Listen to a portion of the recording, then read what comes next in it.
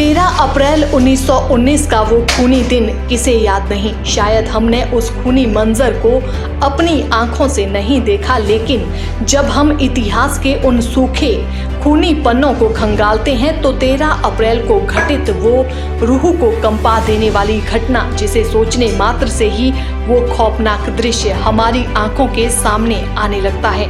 वर्तमान समय में जो कोई भी उस भयानक नरसंहार के बारे में सोचता होगा तो जलियांवाला बाग की वो खून से सनी धरती उसकी आंखों के सामने जरूर आती होगी।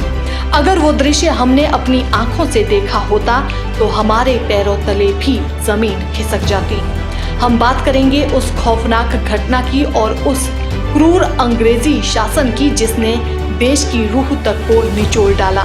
13 अप्रैल 1919 ये वो दिन था जो हर भारतीय को सदियों के लिए एक गहरा जख्म दे गया।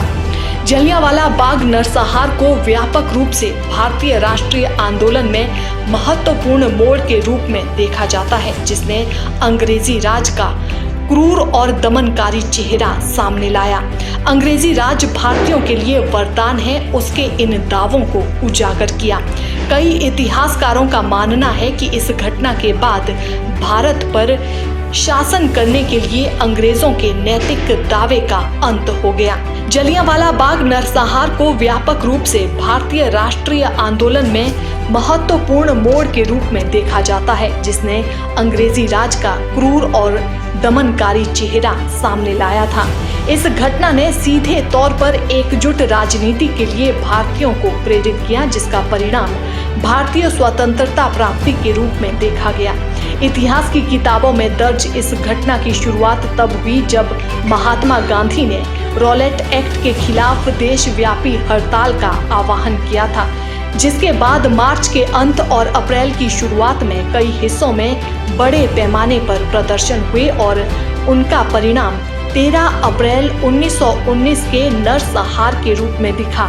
हालांकि समझने वाली बात यह है कि कैसे और क्यों ये नरसंहार देशव्यापी आंदोलन का अंतिम केंद्र बना।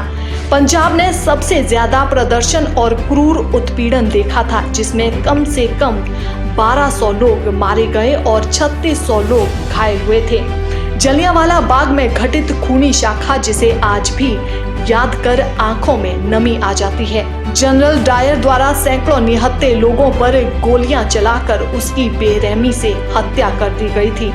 इस हत्याकांड के बाद आजादी की लहर और तेज हो गई। भगत सिंह ने जलियांवाला बाग से मिट्टी उठाकर संघर्ष के राह पर चलते हुए भारत देश को आजाद करवाने की कसम खाई और इसी जलियांवाला बाग हत्याकांड से स्वतंत्रता सेनानियों ने प्रेरणा लेते हुए देश को आजाद करवाने के लिए कुर्बानियां दी। इन्हीं शहीदों की याद में हर साल 13 अप्रैल वाले दिन देश विदेश से लोग जलियांवाला बाग में नतमस्तक होने के लिए पहुंचकर उन शहीदों को श्रद्धांजलि देते हुए श्रद्धा सुमन के फूल अर्पित करते हैं। दूसरी तरफ ऐसे भी शहीद हैं जिन्हें इतिहास के पन्नों में याद करना तो दूर, उनका जिक्र भी कहीं नहीं किया जाता है।